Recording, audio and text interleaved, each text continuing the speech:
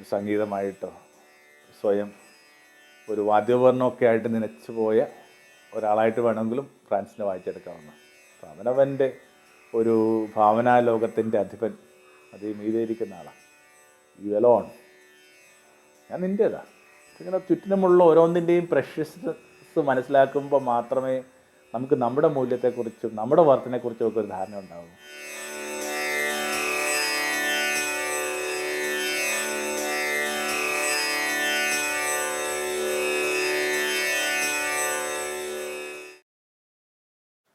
ഗുരുഗണത്തിലേക്ക് സ്നേഹവന്ദനം. ഒക്ടോബർ 4 പതിവ് പോലെ ഫ്രാൻസിസിൻ്റെ തിരുനാളാണ്. ഇത്തവണ ഒരു പ്രത്യേകത ഉള്ളത്, ഫ്രാൻസിസ് രചിച്ച, സ്വാഭാവികമായിട്ട് ഫ്രാൻസിസ് ആലപിച്ചിട്ടുണ്ടാകാൻ സാധ്യതയുള്ള സൂര്യസ്തവം, കാൻഡിക്കിൾ ഓഫ് ദ സൺ, അതിൻ്റെ 800-ാം വാർഷികം ഞങ്ങൾ ആശ്രമങ്ങളിൽ അവിടെ ഇവിടെയൊക്കെ ആയിട്ട് അതിനെ ഒന്നുകൂടി മെഡിറ്റേറ്റ് ചെയ്തുകൊണ്ട് ചില കാര്യങ്ങളൊക്കെ നടക്കുന്നുണ്ട്, ഒത്തുചേരലൊക്കെ നടക്കുന്നുണ്ട്. ഒടുവിൽ ഇങ്ങനെ ഒരു പാട്ടിലേക്ക് എത്തുക എന്നുള്ളതാണ് പ്രധാനം. പാട്ട് വളരെ സ്ഥലമല്ലോ. അന്നോളം നമ്മൾ പുലർത്തിയിരുന്ന സങ്കീർണതകളൊക്കെ ഇങ്ങനെ അടർന്നു പോവുകയും ഇങ്ങനെ പാടി നടക്കുന്ന മനുഷ്യരുടെ കണക്ക് നിർമ്മലമായൊരു ഗീതം ഉള്ളിൽ നിന്ന് രൂപപ്പെടുകയൊക്കെ ചെയ്യുന്ന ഒരു ഘട്ടമുണ്ടാകും. സ്വയം ഒരു ദൈവത്തിൻ്റെ അത്യുന്നതൻ്റെ കുഴലൂത്തുകാരനെന്നാണ് അയാളെ തന്നെ വിളിക്കുന്നത്. ഒരിക്കലും നിങ്ങളത് സംഭവിച്ചിട്ടുണ്ട്. ഈ വിചിത്രമായ രീതിയിൽ പെരുമാറുന്ന ഈ മനുഷ്യനെ കുറച്ച് പേരുകൂടി ആക്രമിക്കുക. അവരാൾ ചോദിക്കുന്നുണ്ട്, നീ ആരാണ്? ഇയാൾ പറയുന്നുണ്ട്, ഞാൻ അത്യുന്നതൻ്റെ ട്രംപറ്റ് മുഴക്കുന്ന ഒരാളാണ്, കാഹളം മുഴക്കുന്ന ഒരാളാണ്. സ്വയം ഒരു സംഗീതമായിട്ടോ സ്വയം ഒരു വാദ്യോപകരണമൊക്കെ ആയിട്ട് നനച്ചു പോയ ഒരാളായിട്ട് വേണമെങ്കിലും ഫ്രാൻസിനെ വായിച്ചെടുക്കാവുന്ന.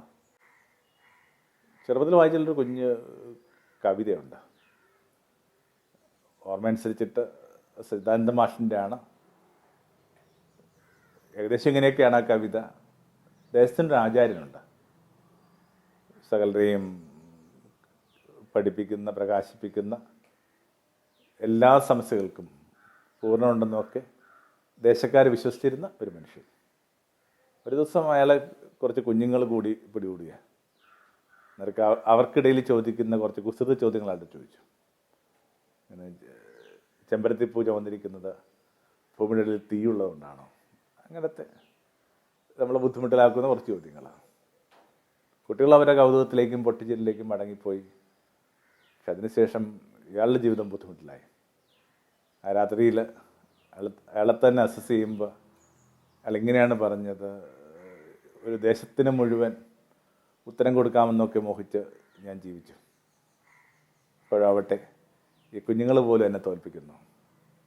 അപ്പോൾ അയാൾ ഏറ്റവും അസൂയോടുകൂടി ഓർത്തത്, ദേശത്തിനൊരു ക്ഷേത്രമുണ്ട്, അതിൻ്റെ പടവുകളിൽ കാലാകാലങ്ങളായിട്ട് ഋതുക്കളറിയാതെ, വെയിലും മഞ്ഞും മഴയും അറിയാതെ കണ്ണുപൂട്ടിയിരിക്കുന്ന ഒരു മനുഷ്യനുണ്ടായിരുന്നു. അയാൾ അന്ധനാണ്, അയാൾ ഗായകനാണ്. ഈ രാത്രിയിൽ അയാൾ ഓർക്കുന്നത്, ഒരാചാര്യൻ എന്ന നിലയിൽ തൻ്റെ ജീവിതം എത്ര ദരിദ്രമായി പോയെന്നും ഒരു ഗായകൻ എന്ന നിലയിൽ തൻ്റെ ജീവിതത്തെ പരിവർത്തനം ചെയ്തെന്നൊക്കെ അയാൾ ആഗ്രഹിക്കുക. എന്നിട്ട് ഇതേ മനുഷ്യൻ്റെ അടുക്കൽ ചെന്ന് സ്വയം ഭരിച്ച ആ അന്ധതയിൽ ഇയാൾ ശിഷ്ടകാലം ഇങ്ങനെ കീർത്തനങ്ങൾ പാടി അവസാനിപ്പിക്കുന്നുള്ള അതൊരു ഘട്ടമാണ്. ജ്ഞാനവും അതിൻ്റെ സങ്കീർണതകളും അറിവും അതിൻ്റെ വ്യർത്ഥ അഭിമാനങ്ങളുമൊക്കെ വകഞ്ഞു മാറ്റി ഒരാളിങ്ങനെ ശുദ്ധ സംഗീതത്തിലേക്ക് എത്തുക. വേണമെങ്കിൽ ബദോസിൻ്റെ ആരംഭത്തിലൊക്കെ നമുക്ക് കാണാൻ പറ്റും. ഇങ്ങനെ ജ്ഞാനികളായ മനുഷ്യരാണ് അമ്മ മേരി കൈക്കുഞ്ഞുമൊക്കെ ആയിട്ട് യേശുവിനെ ദേവാലയത്തിൽ കൊണ്ടുവരുമ്പോൾ അവനിങ്ങനെ പാട്ടുപാടി സ്വാഗതം ചെയ്യുന്നത്. ശുദ്ധ സംഗീതത്തിലേക്ക് അവർ സായന്തനം എത്തുകയാണ്. ഞാൻ കാണണമെന്ന് ഞാൻ നനച്ച കാഴ്ചകളൊക്കെ എൻ്റെ കണ്ണുകൾ കണ്ടിരിക്കുന്നു. അപ്പോൾ പാട്ട് പാടുന്ന ഒരു അന്ധഗായകൻ വളരെ ബോധപൂർവമാണ് ആ വാക്ക് ഉപയോഗിക്കുന്നത്. അയാളിങ്ങനെ അയാളുടെ മാത്രം പ്രകാശത്തിൽ ചില കാര്യങ്ങളിലേക്ക് എത്തുന്ന മനുഷ്യനാണ്. പുറത്തുള്ള വെട്ടങ്ങളൊന്നും അയാളെ സഹായിക്കുന്നില്ല. അതുപോലെ ഒരു സായന്തനം എന്ന് പറയുന്നത് ഒരു സങ്കല്പമാണ്. ഫ്രാൻസിസ് ഏകദേശം എത്തുന്നത് അവിടേക്കാണ്. കൊടിയ നേത്രരോഗമുണ്ടായിരുന്നൊരു കാലമാണ്. അത് പതുക്കെ പതുക്കെ ഇങ്ങനെ അന്ധതയിലോട്ടെത്തും. ട്രക്കോമ അങ്ങനെ എന്തൊക്കെയാണ് അതിന് നമ്മൾ പറയുന്നെന്ന് തോന്നുന്നു. ഇതുകൂടാതെ മറ്റു ചില പ്രശ്നങ്ങളുണ്ട്. രക്തം ഛർദ്ദിച്ചിരുന്നൊരു കാലമായിട്ട് കേട്ടിട്ടുണ്ട്. മലേറിയ കൂടെ ഉണ്ട്. ഇതുകൂടാതെ ശരീരത്തിൽ ഏറ്റുവാങ്ങിയ ആ മുറിവുകളുടെ വേദന, പഞ്ചക്ഷയങ്ങൾ നമ്മൾ പറയുന്നു. അങ്ങനെ വേദനയിലിരുന്നു കൊണ്ട്, ഇരുട്ടിലിരുന്നു കൊണ്ട്, ഇങ്ങനെയാണ് ജീവചരിത്രകാരന്മാർ പറയുന്നത്. സൂര്യൻ നോക്കിക്കഴിഞ്ഞാൽ ഒരു കുപ്പിച്ചില്ല് കണ്ണിനകത്തിരുന്ന് പൊടിഞ്ഞു പോകുന്ന കണക്ക് അത്രയും വേദന ഉണ്ടാകും. ആ സമയത്താണ് ഇങ്ങനെ സൂര്യനെയൊക്കെ കുറച്ച് കേന്ദ്രത്തിൽ വെച്ചുകൊണ്ട്, ഒരു കേന്ദ്രബിന്ദുവായി വെച്ചുകൊണ്ട് ഈ സൂര്യസ്തവം ആലപിക്കുന്നത്. ജീവിതം നിങ്ങളോട് എത്ര കഠിനമാകുമ്പോഴും നിങ്ങൾക്ക് ജീവിതത്തോട് മധുരമായിട്ട് വർത്തിക്കാമെന്നതിൻ്റെ സാക്ഷ്യമായിട്ട് കൂടി ഞാൻ ഈ ഗീതത്തെ എടുക്കുന്നുണ്ട്. അയാൾ പാടുക. ആർക്ക് വേണ്ടിയാണ് പാടുന്നത്? തനിക്കിപ്പോൾ കാണാൻ പറ്റാതെ പോകുന്ന, തനിക്ക് ഉറ്റുനോക്കാൻ പറ്റാവുന്ന സൂര്യനുള്ള സ്തോത്രഗീതം പാടുക. എല്ലാം നിങ്ങൾക്ക് ഉതകണമെന്നും എല്ലാം നിങ്ങളുടെ ജീവിതത്തെ മെച്ചപ്പെടുത്തുന്നതുകൊണ്ട് മാത്രമാണ് നിലനിൽക്കേണ്ടെന്നുമൊക്കെയുള്ള ചില സങ്കല്പങ്ങളൊക്കെ താനേ ഇങ്ങനെ അടർന്നു പോവുകയാണ്. ഈ ഒരു ഗീതത്തിൻ്റെ ഒരു ഘടനയുണ്ട്. സ്വാഭാവികമായിട്ട് ആവർത്തിക്കപ്പെടുന്നൊരു വാക്കുണ്ട്, അങ്ങേക്ക് സ്തുതിയായിരിക്കട്ടെ. ഇങ്ങനെ അത് പിന്നീട് കാലം ചെയ്ത പോപ്പിൻ്റെ ചാക്രിക ലേഖനത്തെ തലക്കെട്ടായിട്ട് മാറുന്നുണ്ട്. ഭൂമി മനുഷ്യൻ്റെ പൊതുഭവനമാണെന്നൊക്കെ പറഞ്ഞിട്ട് വർത്തമാനകാലത്തിലെ ഒരു പ്രാർത്ഥനകൾക്ക് അനുഭവപ്പെട്ട ഒരു എൻസൈക്കിൾ ഉണ്ടല്ലോ, ഒരു ചാക്രിക ലേഖനം ഉണ്ടല്ലോ. അതിൻ്റെ ശീർഷകം ഈ പാട്ടിനകത്ത് ആവർത്തിക്കപ്പെടുന്ന വാക്കാണ്, ലൗദാത്തോ സി, അങ്ങേക്ക് സ്തുതി ഉണ്ടാവട്ടെ. ഒരാൾക്ക് മാത്രം സ്തുതി പറഞ്ഞാൽ മതി എന്നാണ് പറയുന്നത്. വസ്തുതയിൽ ചെറിയ പ്രായത്തിൽ കിട്ടിയൊരു തിരുത്തുണ്ട്. ഈ സാഹിത്യ സമാജം എന്ന് പറയുന്നൊരു കുഞ്ഞ് കാര്യമുണ്ടായിരുന്നു. അതിനൊക്കെ ഒരു നമ്മുടെ കോളേജിലൊക്കെ ഇപ്പോൾ നമ്മൾ പറഞ്ഞ ആർട്സ് ക്ലബ് സെക്രട്ടറിയുടെ ഒക്കെ ഒരു UP വേർഷൻ, ഒരു ഹൈസ്കൂൾ വേർഷൻ. നമ്മളിങ്ങനെ പ്രോഗ്രാം എഴുതും. അന്ന് പ്രോഗ്രാമിന് അതിഥിയായിട്ട് വന്ന ഒരു മനുഷ്യൻ പ്രോഗ്രാം നോക്കിയിട്ട് വിളിച്ചിട്ട് പറഞ്ഞു, ഒരു തിരുത്ത് വേണം. എന്താ കാര്യം? ഇതിനകത്ത് ഈശ്വര പ്രാർത്ഥന എന്ന് എഴുതിയിരിക്കുന്നു. അതിനെന്താ കുഴപ്പം? കാലാകാലങ്ങളായിട്ട് അത് തന്നെയല്ലേ നമ്മൾ എഴുതി വെക്കുന്നത്, പറയുന്നത് ഈശ്വര പ്രാർത്ഥന, അടുത്തത് ഈശ്വര പ്രാർത്ഥന.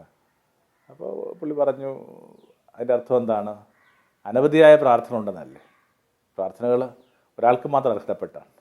അപ്പോൾ ഈശ്വരൻ എന്നുള്ള ആ ഒരു വിശേഷണം ആവശ്യമില്ലെന്ന് പറഞ്ഞതിൻ്റെ ആ തിരുത്തിൻ്റെ ഒക്കെ ഒരു കൃത്യമായൊരു പൊളിറ്റിക്സ്, അതിൻ്റെയൊക്കെ ഗുരുത്വം ഇപ്പോഴൊക്കെ എവിടുത്താണ് കിട്ടുന്നത്.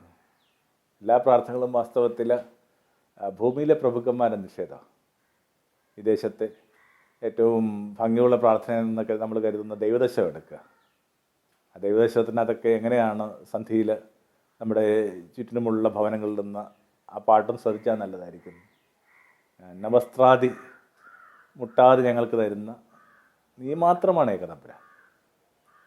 ഇതിനകത്തും സൂര്യകീർത്തനം ആരംഭിക്കുന്നത് അങ്ങനെയാണ്, യു എലോൺ.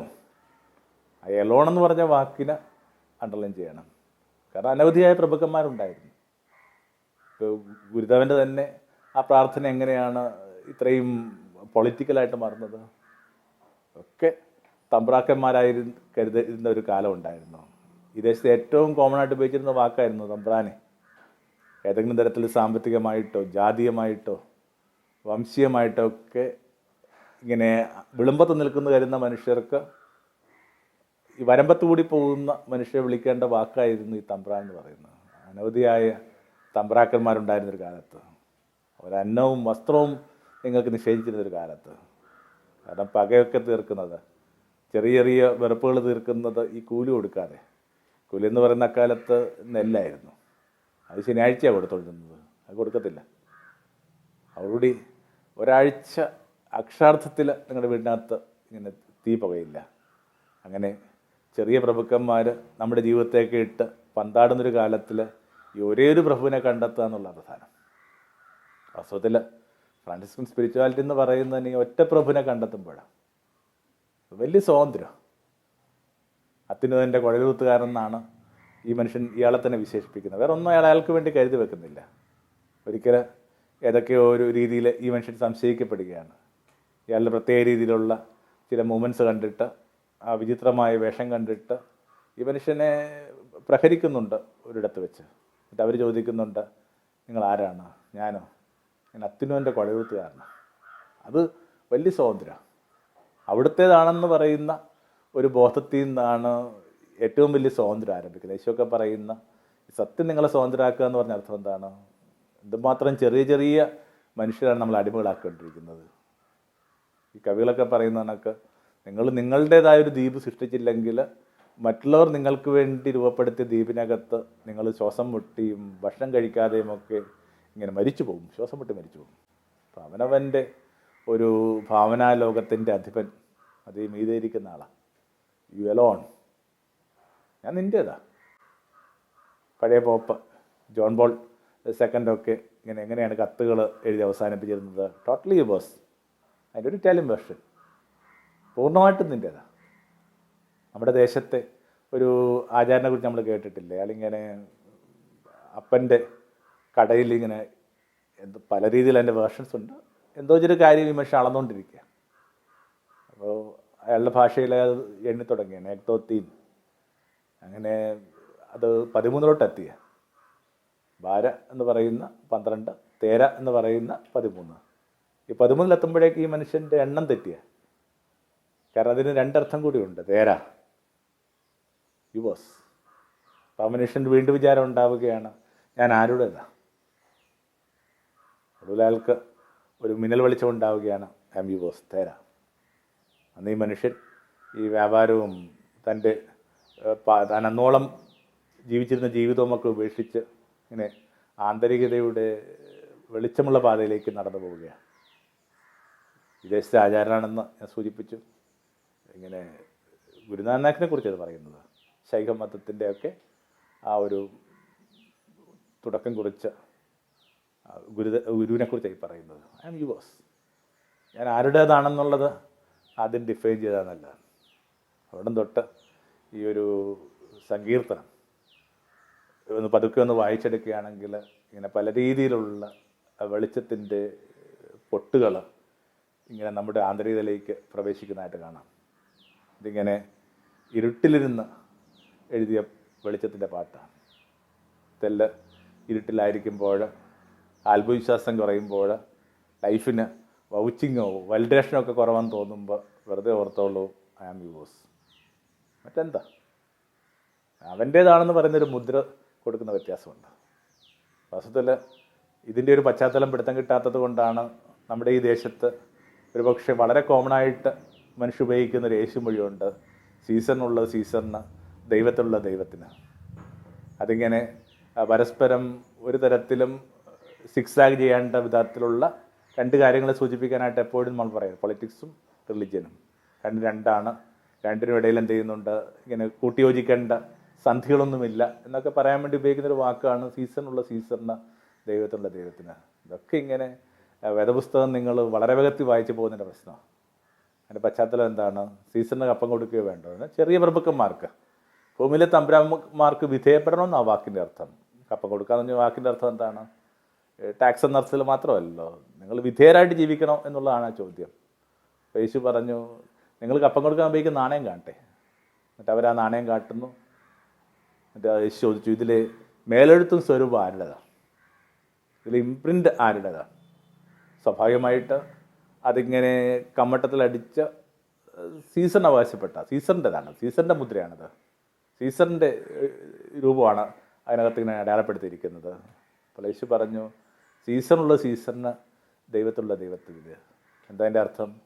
ഈ പ്രത്യേക കമ്മ്യൂണിറ്റിക്ക് ഏറ്റവും നന്നായിട്ട് അറിയാവുന്ന അവരുടെ വേദപുസ്തക വായന എന്ന് പറയുന്നത് ദൈവം തൻ്റെ ഛായയിലും സദൃശ്യയിലും നമ്മളെ സൃഷ്ടിച്ചു.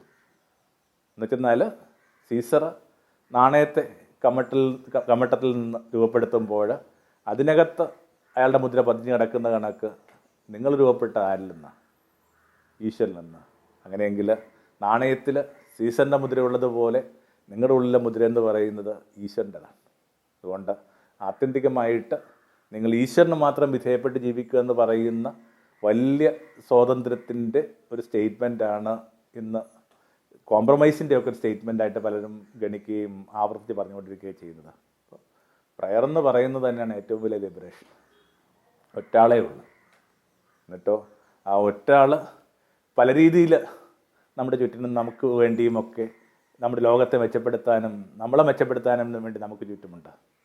കാരണം ഇങ്ങനെ സൃഷ്ടപ്രപഞ്ചം അതൊക്കെ ഇങ്ങനെ നിൻ്റെ സൃഷ്ടിയാണെന്നാണ് പറയുന്നത്. നീ ഇങ്ങനെ സൂര്യനിൽ ജ്വലിക്കുന്നു, ചന്ദ്രനിലും താരകങ്ങളിലും ഞങ്ങളുടെ ആകാശത്തെ പ്രകാശിപ്പിക്കുന്നു, വെള്ളം കൊണ്ട് ഞങ്ങളെ സ്നാനപ്പെടുത്തുന്നു. പ്യുവർ ആൻഡ് നോബിൾ എന്നൊരു വാക്ക് ഉപയോഗിക്കുന്നുണ്ട്, പ്യുവർ ആൻഡ് ചേസ് എന്ന് പറയുന്ന വാക്ക് ഉപയോഗിക്കുന്നത്. ശുദ്ധവും പ്രഷ്യസുമായ, പ്രഷ്യസ്, പ്യുവർ ആൻഡ് എന്ന് പറഞ്ഞ വാക്ക് ഉപയോഗിക്കുന്നത്, ചേസ്റ്റ്. ആ പ്രഷ്യസ് എന്ന് പറഞ്ഞ വാക്കിനൊക്കെ എന്തൊരു മുഴക്കമാണ്. സഹോദരി ജലമേ, നീ എത്ര എന്ത് ചെയ്യുന്നുണ്ട്, പ്രഷ്യസാന്ന് പറയുക, വിലപിടിപ്പുള്ളതാണെന്ന് പറയുക. വാസ്തവത്തിൽ വെള്ളത്തോളം വിലപിടിപ്പുള്ള എന്തെങ്കിലും ഉണ്ടോ? വെള്ളം ചിലപ്പോഴിങ്ങനെ നമ്മൾ ചിലപ്പോൾ അതിൻ്റെ ഒരു കൃത്യമായിട്ട് സയൻസ് ചിലപ്പോൾ നമ്മുടെ ബോധത്തിലേക്ക് വന്നിട്ടുണ്ടാവില്ല. കാരണം വെച്ചെന്നാൽ വെള്ളത്തെ നിങ്ങൾക്ക് രൂപപ്പെടുത്താൻ പറ്റത്തില്ല. വെള്ളം ഈ പ്രപഞ്ചത്തിൻ്റെ ആരംഭത്തിൽ എങ്ങനെയാണോ അതുപോലെ തന്നെ ഇപ്പോഴും നിലനിൽക്കുന്നത്. അതിനെ നിങ്ങൾക്ക് നശിപ്പിക്കാനും പറ്റത്തില്ല. ഈ ഊർജ്ജത്തെക്കുറിച്ചൊക്കെ പറയുന്ന കണക്കായത് അതിൻ്റെ അളവിനൊരു വ്യത്യാസം ഉണ്ടാകുന്നില്ല. അളവിന് വ്യത്യാസമില്ലാത്തത് ഒന്നായതുകൊണ്ട് നിങ്ങൾക്ക് ഏതെങ്കിലും തരത്തിൽ അതിൻ്റെ അളവിന് വർദ്ധിപ്പിക്കാൻ പറ്റാത്തത് കൊണ്ട് ഇതിനോളം മൂല്യമുള്ളൊരു കാര്യം മറ്റൊന്നും ഈ ലോകത്ത് ഉണ്ടാവില്ല, രൂപപ്പെടാനുമില്ല. അതുകൊണ്ടൊക്കെയാണ് നമ്മുടെ ഒരു കുഞ്ഞു മെസ്സുണ്ട്. ആ മെസ്സിൽ ടാപ്പിന് പുറത്തൊക്കെ നമ്മൾ എഴുതി വച്ചിരിക്കുന്ന ഇത്രയേ ഉള്ളൂ, ബ്ലൂ ഗോൾഡ് എന്ന നീലസ്വർണ്ണം, സ്വർണ്ണത്തെക്കാൾ വിലയുള്ള ഒന്നിൻ്റെ പേരാ ജലം. ഇങ്ങനെ ചുറ്റിനുമുള്ള ഓരോന്നിൻ്റെയും പ്രഷ്യസ്നെസ് മനസ്സിലാക്കുമ്പോൾ മാത്രമേ നമുക്ക് നമ്മുടെ മൂല്യത്തെക്കുറിച്ചും നമ്മുടെ വർത്തിനെക്കുറിച്ചും ഒക്കെ ഒരു ധാരണ ഉണ്ടാവും. അങ്ങനെ ഓരോന്നും വാഴ്ത്താൻ ഏതൊക്കെ രീതിയിലാണ് അങ്ങ് ഞങ്ങളുടെ ജീവിതത്തിൽ സജീവമാകുന്നത്. അങ്ങനെ ഒടുവിലേക്ക് എത്തുമ്പോഴേക്ക് ഇങ്ങനെ ഭൂമി സകലമാന തളിർപ്പുകളും ഞങ്ങൾക്ക് തരുന്ന, സകലമാന പച്ചപ്പ് ഞങ്ങൾക്ക് തരുന്ന, പൂക്കൾ തരുന്ന, പഴങ്ങൾ തരുന്ന നിനക്ക് സ്തുതിയായിരിക്കില്ല. അവിടെ മാത്രം മദർ എർത്ത് എന്ന് പറഞ്ഞ വാക്ക് ഉപയോഗിക്കുന്നുണ്ട്. സിസ്റ്റർ മദർ എർത്ത്, സഹോദരി ഭൂമി മാതാവേ. ഇങ്ങനെ അവനവൻ്റെ ജീവിതത്തെ ഈ പ്രപഞ്ചവുമായിട്ട് ബന്ധപ്പെടുത്തുന്ന അസാധാരണ ചാരുതയുള്ള, അസാധാരണ മിസ്റ്റിസമുള്ള ഒരു ഗീതം. അത് വെറുതെ ഒന്ന് ഈ ദിവസങ്ങളിൽ ഫ്രാൻസിസിൻ്റെ ഓർമ്മ ദിനങ്ങളിൽ ഒന്ന് സിസ്റ്റർ പ്രപഞ്ചത്തിൻ്റെ മധ്യയിരുന്ന് ഒന്ന് കണ്ണുപൂട്ടിയിരുന്ന് കഴിഞ്ഞാൽ വലിയ വ്യത്യാസം ഉണ്ടാകുന്ന പറയാം. ഓരോന്നും അങ്ങേക്ക് വേണ്ടി സങ്കീർത്തനങ്ങൾ ആലപിക്കുകയാണ്. അങ്ങേക്ക് സങ്കീർത്തനങ്ങൾ പാടാൻ വേണ്ടിയാണ് ഞങ്ങൾ ഈ പ്രപഞ്ചം. എന്നിട്ടോ ഇതിനകത്ത് തീരെ പരാമർശിക്കപ്പെടാതെ പോകുന്ന വാക്കുകൾ ഈ കിളികളുമില്ല, മൃഗങ്ങളുമില്ല. അതിങ്ങനെ വളരെ ബോധപൂർവം ഒഴിവാക്കുന്ന. കാരണം ഈ പാട്ട് പാടുമ്പോൾ ഞങ്ങളോടൊപ്പം ഈ ജീവജാലങ്ങളും കൂടുന്നുണ്ട്. ഞങ്ങൾ പാടുന്നൊരു പാട്ടിനകത്ത് ഞങ്ങൾക്ക് വേണ്ടിയുള്ള പരാമർശങ്ങൾ ആവശ്യമില്ല. കാരണം കിളിപ്പേശലുകൾ അറിയാവുന്ന ഒരാളായിട്ടൊക്കെയാണ് ഫ്രാൻസിസിനെ പരിഗണിച്ചുകൊണ്ടിരുന്നത്. കവിതയാണ്, സാധാരണ മെഡിറ്റേഷൻ ആവശ്യമുള്ള കവിതയായിരുന്നു. സൃഷ്ടജാലങ്ങളുടെ ആ ഒരു ഭാഷ തിരിച്ചറിയുക എളുപ്പമല്ല. ഈ കിളികളുടെ ഭാഷ തിരിച്ചറിയാന്നൊക്കെ പറയുന്നതിൻ്റെ അർത്ഥം അത് ഇങ്ങനെ കുട്ടികൾ സങ്കല്പിക്കണക്കാണോ നിങ്ങൾ മുതിർന്ന് സങ്കല്പിക്കുക. അതുകൊണ്ട് തന്നെ കിളികൾക്ക് അയാളുടെ ഭാഷ മനസ്സിലാവുന്നുണ്ട്. അയാൾ മരിക്കുമ്പോൾ സംഭവിച്ചൊരു വലിയ വ്യത്യാസത്തെക്കുറിച്ച് അയാൾക്ക് ശേഷം വന്ന ഒപ്പം എന്ത് ചെയ്യുന്നുണ്ട്, കോണ്ടംപററി കൂടിയായിരുന്ന ബനോഞ്ചർ എഴുതി വെക്കുന്നുണ്ട്. ഇയാൾ മരിക്കുന്ന, ഇയാൾ സമാധിയാകുന്ന ആ ഇടത്തിന് മീതെ ഇങ്ങനെ കിളികളെല്ലാം കൂടി പറന്ന് അതിൻ്റെ മേൽക്കൂലിരിക്കുക. എന്തിനാ? കസൻസാക്കിസ് എൻ്റെ പുസ്തകം അവസാനിപ്പിക്കുമ്പോൾ പോലും ഈ കിളിയുമായിട്ട് ബന്ധപ്പെടുത്തിയാണ് പറയുന്നത്. അതിനകത്ത് ലിയോ എന്ന് പറയുന്ന ഫ്രാൻസിസിൻ്റെ ശിഷ്യനായിട്ടാണ് ലേഖൻ എഴുത്തുകാരൻ തന്നെ കാണുന്നത്. അല്ലെങ്കിൽ ഫ്രാൻസിസിനെ ഓർക്കുമ്പോഴൊക്കെ ഒരു കിളിയാണ് വരുന്നത്. ആ കഥ തീരുമ്പോഴും ഒരു കിളി ഇങ്ങനെ ജാലകത്തിൽ വന്നിരിപ്പുണ്ട്. അപ്പോൾ സൃഷ്ട പ്രപഞ്ചത്തിനകത്ത് എല്ലാവരും കൂടി ആലപിക്കുന്ന ഒരു പാട്ട്. യേശുവൊക്കെ ഇതിനകത്ത് വളരെയേറെ നമുക്ക് ബോധം തരുന്നുണ്ട്. ശിഷ്യരെ ഭൂമിയിലോട്ട് അയക്കുമ്പോൾ എന്താ പറയുന്നത്? ഈ സർവ്വ സൃഷ്ടികളോടും സുവിശേഷം പ്രഘോഷിക്കാനാണ് പറയുന്നത്. ഈ സൃഷ്ടികൾക്കൊരു സുവിശേഷമുണ്ട്. അത് ഏതൊക്കെ രീതിയിൽ നിങ്ങൾ മനസ്സിലാക്കിയെടുത്താലും അല്ലെങ്കിൽ മനസ്സിലാക്കുന്നതനുസരിച്ചിട്ട് ഈ വൃക്ഷങ്ങളുടെയൊക്കെ വാർഷിക വലയങ്ങൾ വർദ്ധിക്കുന്നത് പോലെ നിങ്ങളുടെ ധ്യാന വലയങ്ങൾ വർദ്ധിച്ചുകൊണ്ടിരിക്കും. അങ്ങനെ ആ സ്തോത്രഗീതം അവസാനിപ്പിക്കുമ്പോൾ ഉള്ളൊരു 11 വരി പിന്നീട് കൂട്ടിച്ചേർത്താം. ബാക്കിയെല്ലാം തന്നെ ഇങ്ങനെ നമ്മളുടെ ഒരു ഭാഷയിൽ ഈ പഞ്ചഭൂതങ്ങൾക്കുള്ള വാഴ്ത്താണ്. കാറ്റിനുള്ള വാഴ്ത്ത്, അഗ്നിക്കുള്ള വാഴ്ത്ത്, ഇങ്ങനെ സൂര്യനുള്ള വാഴ്ത്ത്, ജലത്തിനുള്ള വാഴ്ത്ത്, ഇതെല്ലാം കഴിഞ്ഞിട്ട് ഒടുവിലേക്ക് വരുമ്പോൾ നമ്മുടെ ജീവിതത്തെ ഒരുപക്ഷെ വല്ലാതെ പിടിച്ചു ഉലക്കുന്നു. ഈ കാൽപ്പനികമായ ഈ പ്രാർത്ഥനാ വ്യാപാരങ്ങളിൽ നിന്ന് നിലപാടുകളിലേക്ക് നമ്മളെ കൂട്ടിക്കൊണ്ടു പോകുന്നൊരു 11 വരിയുണ്ട്. അതിനകത്ത് ആദ്യത്തെ വരികൾ ഇങ്ങനെ അവിടെ ഒരു വലിയ തർക്കം ഉണ്ടായി. ആ ദേശത്തിൻ്റെ മേയർ എന്നൊക്കെ വേണം വിശേഷിച്ച് ഗവർണർ എന്നൊക്കെ നമുക്ക് വിളിക്കാൻ പറ്റുന്ന ഒരാളും എന്നിട്ട് സെക്കുലർ ഭരണാധികാരിയും ഈ പറഞ്ഞൊരു ദേശത്തിൻ്റെ ബിഷപ്പും അസീസിലെ ബിഷപ്പും തമ്മിൽ തർക്കം ഉണ്ടായി. തർക്കം ഇങ്ങനെ കൈവിട്ട് പോവുകയാണ്. ബിഷപ്പ് ഈ മനുഷ്യനെ അന്നത്തെ ഒരു രീതിയൊക്കെ ഉണ്ടായിരുന്നു, എക്സ്കമ്മ്യൂണിക്കേറ്റ് ചെയ്യുക എന്ന് പറയുന്ന സംഭവമാണ്. നമ്മൾ പറയുന്ന ഈ മഹറോൺ എന്ന് പറയുന്ന സംഭവമുണ്ട്. ഇപ്പോൾ നമുക്കത് പരിചയമുള്ളൊരു കാര്യമല്ല. അയാളാവട്ടെ അയാളുടെ ഭാഗത്ത് നിന്ന് ഈ പറഞ്ഞ ബിഷപ്പുമായിട്ട് ബന്ധപ്പെട്ട് ആ ദേശക്കാർ ഏതെങ്കിലും തരത്തിൽ ഇൻട്രാക്ട് ചെയ്യുന്ന എല്ലാ കാര്യങ്ങളും വിലക്കി. അങ്ങനെ 2 മനുഷ്യരെ തങ്ങളുടേതായ ചില അഹത്തിൻ്റെ പേരിലോ അഹന്തയുടെ പേരിലോ ഓരോ ദിവസം അകത്തും തഴുതിട്ടിടുമ്പോഴാണ് ഫ്രാൻസിസിനെ കുറിച്ച് അറിയുന്നത്. ഫ്രാൻസിസ് അതിൻ്റെ കൂടെ പിന്നെയും ഒരു 4 വരികൾ കൂട്ടിച്ചേർത്തും ഇങ്ങനെ ദൈവത്തിൻ്റെ സ്നേഹം പിടുത്തം കിട്ടി ക്ഷമിക്കുന്ന നിങ്ങൾ ഭാഗ്യമാണ്, അവരിലൂടെ ദൈവം വാഴ്ത്തപ്പെടുന്നു. എന്നിട്ട് ഈ പാട്ട് ഇവർ 2 പേരെയും വിളിച്ചു വരുത്തിയ ഒരിടത്തിൽ വെച്ച് ഈ സന്യാസികൾ ഒരുമിച്ച് പാടുക. ആ പാട്ടിൻ്റെ ഒടുവിൽ 2 മനുഷ്യരാണ് ഒരുപക്ഷെ എന്നേക്കുമായിട്ട് അടഞ്ഞു പോകാവുന്ന, എന്നേക്കുമായിട്ട് അകന്നു പോകാവുന്ന 2 മനുഷ്യരിങ്ങനെ ആലിംഗനത്തിൽ എത്തുകയാണ്. മനുഷ്യരെ ആലിംഗനങ്ങളിലേക്ക് എത്തിക്കുന്ന, ചരാചരങ്ങളോട് ക്ഷമിക്കാൻ ആവശ്യപ്പെടുന്ന, മനുഷ്യർ വാതിൽ കൊട്ടി തുറക്കാൻ ആവശ്യപ്പെടുന്ന എന്തോ ഒരു ഊർജം ഈ ഗാനത്തിനകത്തുണ്ട്. പക്ഷേ ഒരു പാട്ടിലൂടെ മനുഷ്യർക്ക് എവിടെയെങ്കിലും വെച്ച് ഇങ്ങനെ അന്ത്യത്തിലേക്ക് എത്താൻ പറ്റിയിട്ടുള്ള കഥകളൊക്കെ നിങ്ങൾക്ക് പരിചയമുണ്ടെങ്കിൽ അത്തരം കഥയ്ക്കകത്ത് ഏറ്റവും പ്രകാശമുള്ള സംഭവമായിട്ട് ഇത് ഓർമ്മിക്കപ്പെടും. പിന്നത്തെ വരികളെന്നൊക്കെ പറയുന്നത് ഇങ്ങനെ മരണത്തിന് തൊട്ടുമുമ്പുള്ള വരികളാണ്. മരണത്തെയും ഇയാൾ എങ്ങനെയാണ് പരിഗണിക്കുന്നത്? സിസ്റ്റർ ഡെത്ത്, പെങ്ങളാണ്. കാരണം ഒരു ദിവസം ഈ മനുഷ്യർ വെള്ളി വെളിച്ചമുണ്ടായി മീതെ ഇരിക്കുന്ന ആൾ അപ്പനാണ്. അതായിരുന്നു ഇയാളുടെ ജീവിതത്തിൻ്റെ 2ാം ഘട്ടം. നമുക്ക് 2 ജീവിതം ഉണ്ടെന്നാണ് നമ്മൾ പറയുന്നത് എല്ലാ മനുഷ്യർക്കും. ദ്വിജൻ എന്നാണ് ഭാരതം പറയുന്നത്. ഒന്ന് നിങ്ങളുടെ ഒരു സാധാരണ ജീവിതം, 2 നിങ്ങളുടെ ജീവിതത്തിലേക്ക് ഒരു മിന്നൽ പടർവ് കടന്നു വരുന്ന ദിവസം, വെളിച്ചത്തിൻ്റെ ഒരു മറ്റൊരു കാലഘട്ടം. ആ മറ്റൊരു കാലഘട്ടത്തിൽ അപ്പനെ തിരിച്ചറിഞ്ഞ ഈ മനുഷ്യൻ പിന്നെ എല്ലാത്തിനും അങ്ങനെ തന്നെ മനസ്സിലാക്കുന്നത്. അപ്പനെ തിരിച്ചറിയുമ്പോൾ സിബ്ലിങ്സിനെ തിരിച്ചറിയും. ഇപ്പം എന്നെ കേട്ടുകൊണ്ടിരിക്കുന്നത് നിങ്ങൾ വാസ്തവത്തിൽ എൻ്റെ അപരിചിതരൊന്നുമല്ല. ഞാനത് പറയുന്നത് എന്തെങ്കിലും ചില ആത്മീയ ആവേശങ്ങളെ പുറത്തല്ല. എനിക്കത് പിടുത്തം കിട്ടുന്നുണ്ട്. My brother, my sister. നമ്മൾ തമ്മിൽ കാണുമ്പോഴേക്കും നമ്മൾ ആദ്യം ചോദിക്കേണ്ട വാക്ക് എന്തായിരിക്കണം? എവിടെയായിരുന്നു ഈ ദിവസങ്ങളിൽ? എവിടെയായിരുന്നു ഇത്രയും കാലം? രാമകൃഷ്ണ പരമഹംസൻ്റെ അടുക്കലേക്ക് വിവേകാനന്ദൻ വരുമ്പോൾ ഗുരു ചോദിക്കുന്ന ചോദ്യം തന്നെയാണ്, ഇത്രയും കാലം എവിടെയായിരുന്നു? അപ്പോൾ വെറുതെ ഇതെല്ലാം സിബ്ലിങ്സ് ആണെന്ന് ആ പിടുത്തം കെട്ടിക്കഴിയുമ്പോൾ മനുഷ്യൻ അവൻ്റെ ഉള്ളിൽ ഏറ്റവും ഭയന്ന് നടക്കുന്ന മരണത്തെയും സഹോദരിയായിട്ട് തന്നെ പിടുത്തം കിട്ടും. ഞങ്ങൾക്ക് ഈ ദിവസങ്ങളിൽ ആശ്രമത്തിൽ ഫ്രാൻസിസിൻ്റെ ഈ മരണ ശുശ്രൂഷയുണ്ട്. ഫ്രാൻസിസ് എന്നാണ് പറയുന്നത്. ഒരു 16-ാം വയസ്സോട്ട് കേട്ടു തുടങ്ങിയതാണ്. ഈ പ്രായത്തിലും അത് കേൾക്കുമ്പോൾ ഇങ്ങനെ ഹൃദയം അതേ സ്നേഹം കൊണ്ട്, അതേ മാധുര്യം കൊണ്ട് നിറയുന്നു. കടന്നു പോകുന്നതിന് മുമ്പായിട്ട് ഈ മനുഷ്യൻ ആവശ്യപ്പെടുന്ന കാര്യം ഇങ്ങനെ എല്ലാം ഉരിഞ്ഞു മാറ്റാൻ വേണ്ടിയാണ്. നഗ്നനായിട്ട് താൻ വന്നു, നഗ്നനായിട്ട് മടങ്ങിപ്പോകും. മരണം ഒരു 2ാം പിറവിയാണെന്ന് നമ്മുടെ ഒരു ധ്യാന വിചാരത്തെ അടിവരയിട്ട് അയാൾ കടന്നുപോയി. സമസ്ത പ്രപഞ്ചവും അങ്ങേക്ക് വാഴ്ത്തു തരുന്ന ഈ രാത്രിയിൽ മരണത്തെപ്പോലും ഞങ്ങൾ ഭയപ്പെടുന്നില്ല. മരണവും പെങ്ങൾ തന്നെയാണ്. അങ്ങേക്ക് സ്തുതിയായിരിക്കട്ടെ. തമോന്മുഖം ജീവിതം പ്രഭാമയം സന്നിധാനം